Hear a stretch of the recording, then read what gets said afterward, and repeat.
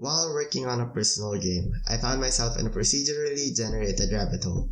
I took a deep dive into some dungeon generation algorithm videos on YouTube, hoping to use them for my game's levels, and found myself upside down, lost, scared, and confused. I poured days of research and coding trying to emulate different level generation algorithms, like the Walker algorithm used in Nuclear Throne, or the room-based systems you'll find in Binding of Isaac. But only when I was as aforementioned upside down did I realize, do I even need any of this?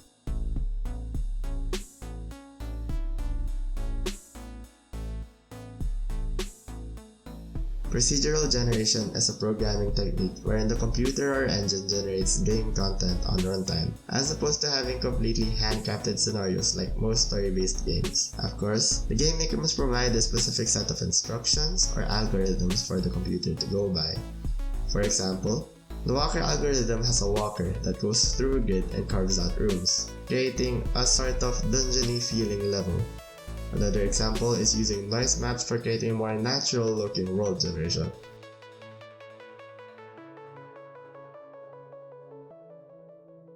Procedural generation is commonly attributed to the world space of the game. Diablo is a common example for its dungeon generations, keeping the game feeling fresh and interesting. The Borderlands series uses handcrafted maps, but it can pride itself on having over 1 billion guns. This promise is only made possible through procedural means. Procedural generation can be used in almost any bit of a game's content, but this doesn't mean that we should always be using it.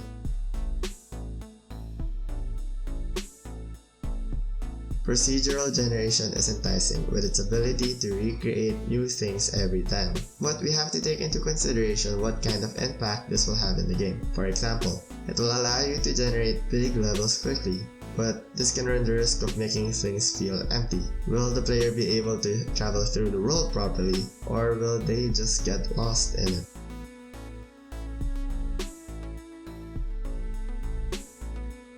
Heavy hitters like Minecraft or Terraria thrive on procedural generation as one of their main selling points. But even then, we find certain set pieces in the worlds, such as villages or dungeons, to provide life and structure and the means to lay out lore or even interesting events in the world.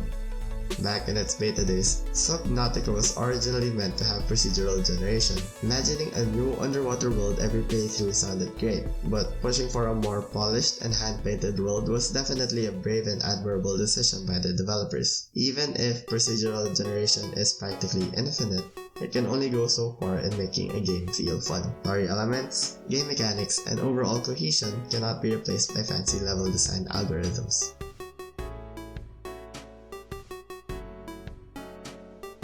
Now take into consideration Undertale. Meticulous detail on every single character and dialogue move the hearts of many. Undertale heavily drives home the importance of story and whimsy in a game that even until now it holds a certain place in many of our hearts. However, I have to admit, as much as I do love the game and the story that it provides, I've never really had the craving of playing it again. Pokemon Fire Red is another story. I have played this game a lot. I know every route to take, every hidden item, and how to prepare for each trainer coming my way. And although you can change the way you play with challenges or nuzlocks, there is always a certain familiarity to how the game works. Unfortunately, familiarity and the naturally grindy process of Pokemon battles end up becoming a bit stale. Procedural generation and handcrafted worlds lie on two sides of a spectrum, along with replay value and storytelling respectively. Will we really have to sacrifice one for the other? Actually, a lot of roguelikes have been dancing on the sweet spot for a while. Just look at the beauty that is Hades. You follow the adventure of Zagreus as he travels the ever-shifting halls of the underworld to reach the surface. And every time you do, you are rewarded with stories and bits of character development that drives both Zagreus and you, as the player, to take on the journey again and again.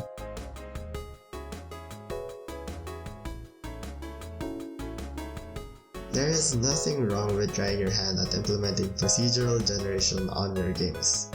In fact, it's actually quite fun and rewarding challenge to pull off. But before you undergo this heavy endeavor for your game, ask yourself, do I really need it? Look past the blinding illusion of infinite replay value and see that your game might already be a lot of fun without it. As an indie developer, I know that we just want our games to be played. And if we want our games to be played, we can't just waste our time spiraling out of control in a procedural underworld. Understand where to draw the line between doing the work and leaving it to an algorithm. We all have a story we want to tell through our games. And if using procedural generation enhances the story, then by all means, go ahead and try it out. Be smart, work hard. I am the Noontime Dreamer, and never stop dreaming.